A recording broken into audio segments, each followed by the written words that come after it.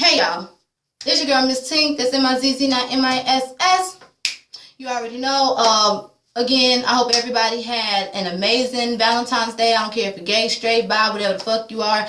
I don't give a damn if you're fucking a car, monkey, whatever. I just hope you spent time with the person that you love and that makes you feel like $1,000,000. And may the Lord bless you with plenty other Valentine's Day in the future, okay? Okay. Yes, so we're here to talk about Real Housewives of Atlanta. Season 6. Episode 14, whatever, Peaches of the Caribbean. And yeah, let's get this into it because I got to get to work and it's like my third take doing this shit. I'm tired. But I've been having so many interruptions. Let's get into it. So, everybody's headed to the bus because, you know, they're going to Kingston to see Peter's family or whatever. Kenya said, fuck y'all, I'm not finna go because, you know, they had that little dispute, her and Cynthia just brushed her ass off, you know what I'm saying, when Kenya was in her feelings, which was wrong, you know.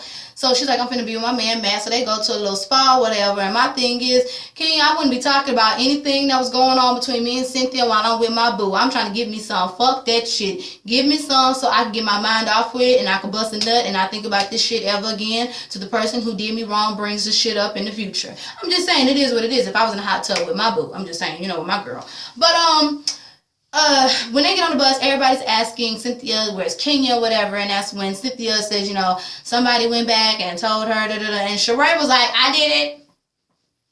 Me? I told her, you know, and hey, it is what it is. And Phaedra's facial expression when she, oh my God, when Cynthia was talking about what happened when she was sipping that drink, that would have been me just, yeah. Phaedra, I love Phaedra's facial expressions. Y'all be talking about my facial expressions on Black. Phaedra kills me all the time. But, so she says what happened. She gets all emotional about it and stuff and everything. And, you know, Nene was like, fuck this shit. I'll go talk to her about it. It is what it is. And my thing is, if you was that passionate about it, instead of you brushing her off, maybe you should have sat down and talked about it because clearly Kenya was in her feelings about it too. And now you in your feelings about it. But hey, it is what it is. They're going to talk about it later. So they get to Kingston, you know, and we see, you know, Peter's auntie and his uncle or whatever. And I thought that was really sweet, you know. And they all walking, Peter walking hand in hand with his auntie, come to find out he haven't seen her in 18 years. What the fuck? Cynthia's like in this side of Peter. I was like, yeah, me too. You see, I ain't calling him salt and pepper shaker until later. But, so they all walking, whatever. They go to a little fish fry. They pick out their fish. They pick out their, I can't even get the words out. Their lobster, that shit looks so good. Oh my God. Ooh, that looks so good. I wouldn't, I had to say, baby, we're going to have to go to Jamaica one day. You know, when we get our coins up, baby, we're going to have to go. I already told her.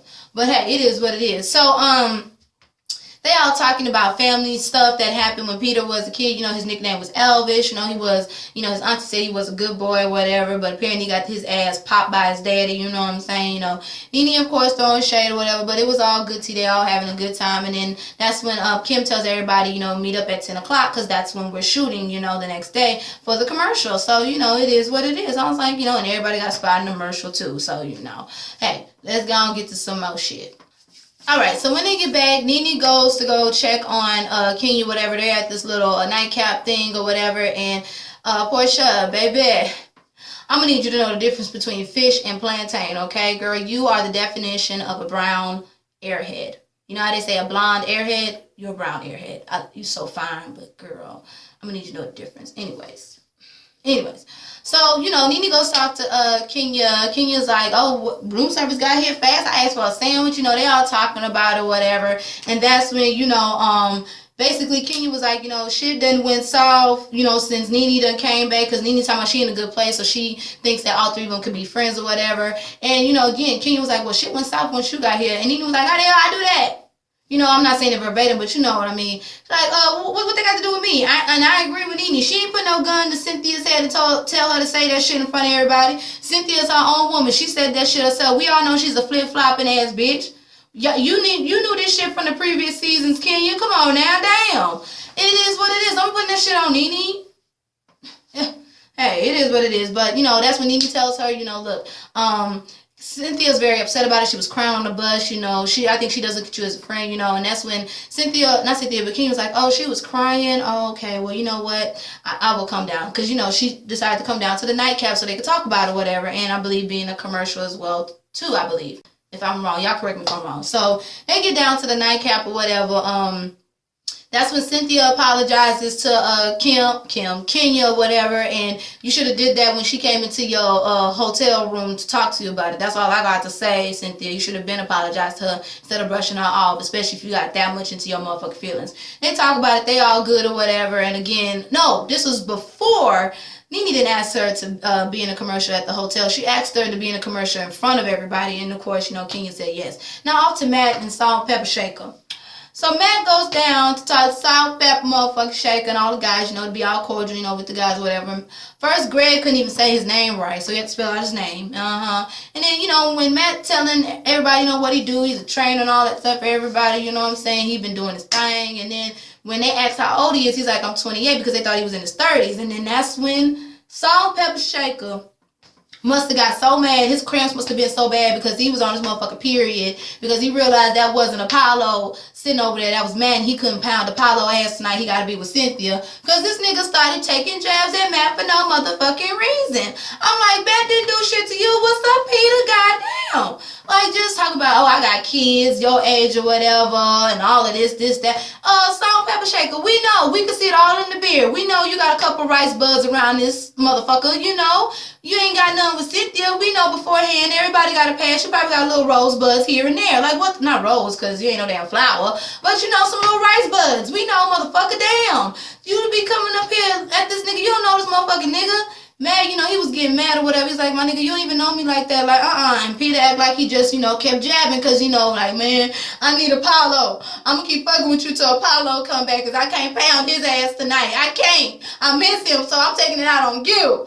And, Matt was like, fuck this shit. Let's go take a walk outside. And Peter was like, because he didn't get his ass up, but he gonna talk about fuck you in the confessionals. And I thought that Bra was gonna bleep that shit out. I see they did it. Man, I was like, fuck this shit, you ain't gonna meet me outside. All right, and he just walked off. I don't give a shit with nobody saying. Greg was like, well, damn, that went left. Nah, Greg, check your motherfucking girlfriend, okay? Because he was wrong for that. Salt Pepper Shaker was wrong for that. That is not Apollo. You don't know that nigga to be coming at that nigga like that. That was, I'm just saying. Salt Pepper Shaker, I'ma need you. Get off the fucking period, okay? Get off the fucking period, because you mad because your man ain't here, so you cramping because you miss pounding his ass. Stop it, Salt Pepper Shaker. Stop it. Anyways, let's go and get to some more shit. So after all of that or whatever, they the girls, Nene asks about Kim, and that's when the whole gay rumors and all this stuff about Chris, talking about his name is Chrissy and all this shit. And Kenya, my thing is, how the fuck you gonna say you been knowing Kim, or that she was married to Chris on the set of Living Single, when quiet as it's kept, if you was on Twitter, everybody fact checked your ass. It was like, no, she married Kim, I believe, not Kim, but Chris in 2007? Y'all correct me if I'm wrong, though. But I know I retweeted that shit. Like, come on now. Just don't make Bravo make you look like a dumbass, especially us, the viewing public, is gonna pull receipts on that ass to see how long Chris and motherfucking Kim have really been married, and it don't match up with that shit you just said. Whatever. Anyways, but I'm with Cynthia and Sheree. Kim is not here to defend her husband. You crossing the motherfucking line. This is where I get up out this shit. I ain't got shit else to motherfucking say. All of y'all, Portia, Phaedra, Nene, Kenya, y'all's motherfucking wrong for talking about that woman's husband like that. I don't give a fuck. If you don't know the shit, and damn sure if she's not here to defend her husband, you're fucking wrong for talking about that shit. But then again, this is Real Housewives of Atlanta. None of y'all hoes ain't really friends any motherfucking way. Let's just keep it real, okay?